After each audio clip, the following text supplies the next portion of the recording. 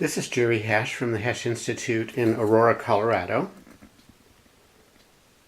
And this is a very unusual pattern of what I call sacroiliac joint motion dysfunction. Alternately, you could call it pelvic movement dysfunction. I have been treating Lucy for 2 days. This is her third day. And we've treated patterns of restricted mobility through the pelvis, and those have improved. And all passive motion tests throughout her pelvis are now normal. So I can take up the slack, push up to a stop point, and then add a little thrust, and I see her head bob up and down. So force translates through the SI into the lumbar, thoracic, and cervical spine. She has good mobility inferiorly. She has forward rotation mobility, okay, and that's very key. Remember that. It rotates forward. It has that little bit of give, okay? And this motion, happens in the SI, but it also happens in the whole pelvis, moving on the hips and moving on the spine.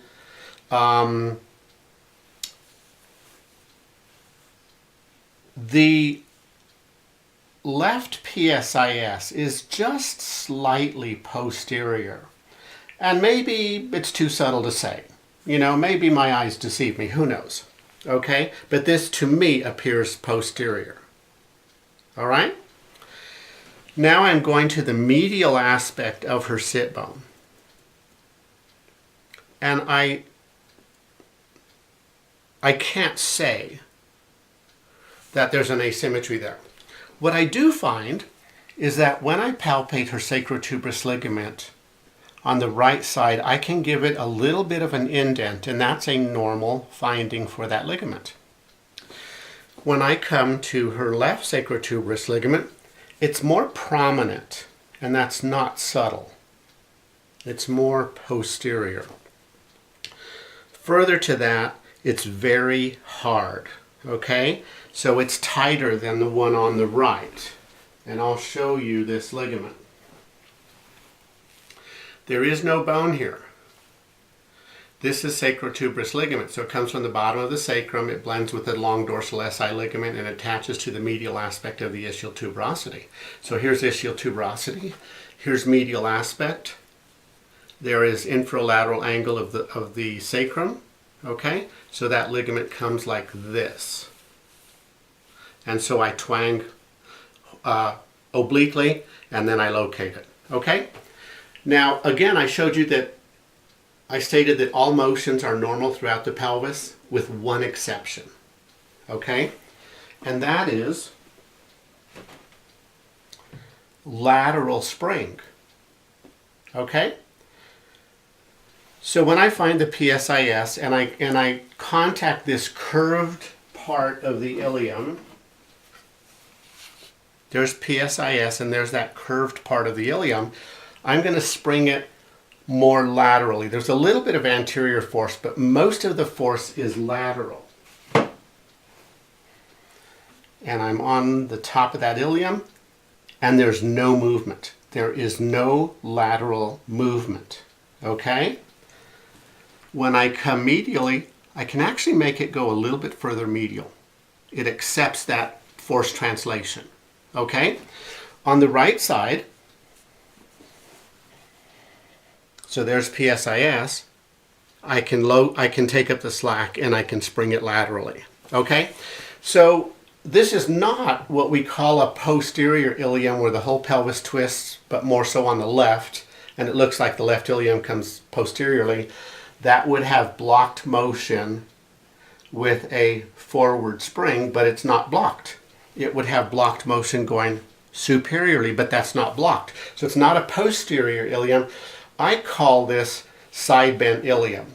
Now maybe it's a pattern of the whole pelvis being side bent, No one has researched this pattern.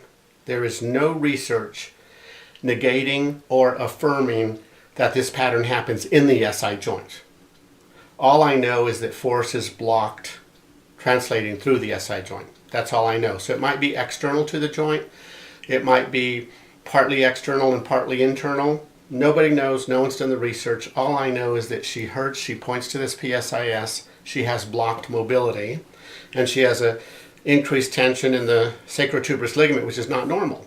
And this may facilitate nociception, which is ultimately can translate to pain, to the experience of pain. She feels like mechanically things are off on the pelvis, correct? Yeah. And you notice that especially when you sit. Is that true? Yeah. Okay. Even like lie down on my back. And when you lay on your back, you're more aware of this bump being more posterior. Like you said this was posterior. Yeah, posterior, like a bony, lying on the bony stuff. So you're putting more weight on the left bone. Yeah, bone. The left ilium, PSIS. And this causes the pain. Okay, and that's uncomfortable. All right. So I call it a medial side bent ilium. So I'm suggesting that this ilium is side bent medially on the left, or the entire pelvis is side bent to the left. Okay? Could carry the sacrum with it. That's another possibility. So again, no one's done the research, so you need to have a couple of explanations. This is easy to treat, and it's easy to keep corrected. Okay? Now, the research tells us, going way back to the 1981, there's a beautiful study done by David Cassidy, and I forget his co-author. But they looked at sacroiliac joints throughout the decades. And you can also look at the research by Vleeming, V-L-E-E-M-I-N-G. You can read any article on anatomy of the sacroiliac joint, and it shows us that it's very common for people to have a different shape from one side to the other. And it's very common from one person to another to have different shapes of their SI joints. There is something called an accessory SI joint, an extra joint that's outside of the capsular SI joint. So maybe her anatomy is a little bit different on this left side, which allows this phenomenon to happen. Can you tell us how you injured it? That's when I moved the big furniture. You were moving furniture? Yeah, furniture. Okay. Furniture. Alrighty, very good. Yes, that's what happened. Well, let's treat this, okay? So what I want you to do is lay on your right side.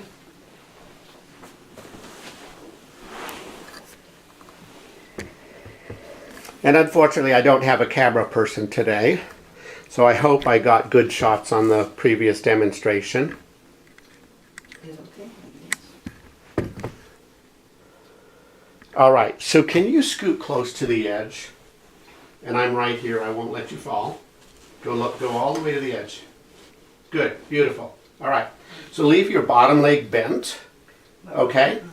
And then just for comfort, yeah, put that on there. And I'm going to take this left hip into extension. Okay, so I'm taking it back at least 10 degrees. And then I'm letting it fall off the table. And I'm palpating that PSIS and medial to it. And I want to feel when my force is net in that area. And I feel a little movement here, a little tensioning of those ligaments. And so what I'm going to do is just do a passive force, just pushing the hip into end range adduction and extension. Okay? And so this force would take the pelvis laterally to the left. All right? So I'm just going to hold it firmly, and I'm going to hold that for about a minute. And the self-treatment is the very same. So once a day for a week, I want you to do this same stretch and do it for 2 minutes, okay? Okay, once a week. Let's do that once a day for 1 week. Oh, once a day. Yeah. And then do it once a week for 6 weeks. Okay. I don't think it's going to come back. Okay. I don't think you're hypermobile. I don't think it's going to tend to come back. I think it would take a large passive force to cause it to re-injure. But nonetheless, it's good to stretch all the soft tissues, and it's good to know that you can be in control of this. So I'm only going to treat you once, and then you're on your own to self-treat it. Okay? So let's have you on your stomach again, please.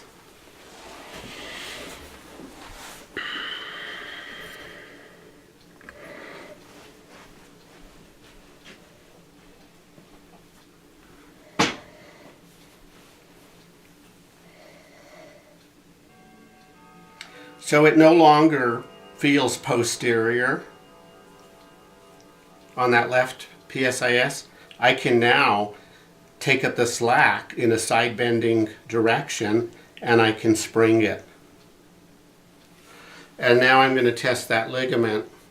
So there's the sacrotuberous right there, and I can now indent that ligament. All right, so let's have you walk down the hallway and then come back and come sit in this chair.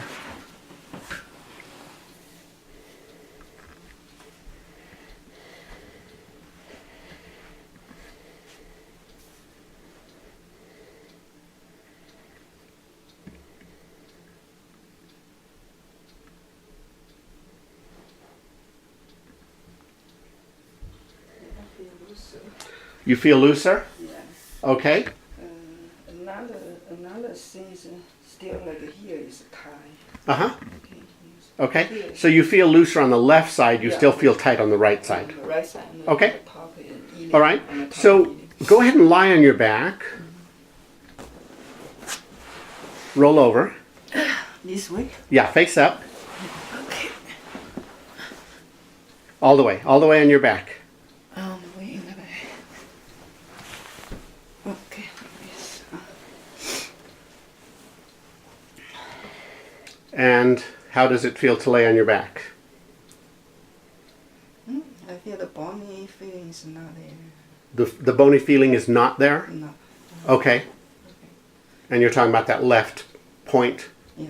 Okay, good. Come sit in the chair, please.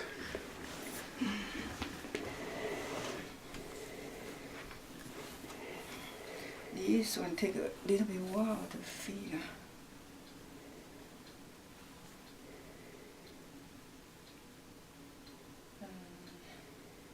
Yeah, I feel this side. Okay, so you're aware of something on the right side. On the right side. Okay. And then I feel pain. It's still the pain here. And some pain on the upper gluteal Yeah, that's region on the right. But how does the left feel? left is okay. Yeah, and it's, Okay. right now it's off on the right side, like Okay. here and here. Okay, so we'll take a look at your right side. Okay. Again, there's no research to demonstrate that this motion actually exists in the SI joint. It might be the whole pelvis. Who knows? Nobody knows. But I'm pleased with your verbal response to treating this. I'm pleased with the gain of motion. And I'm pleased that you have a way of treating it yourself.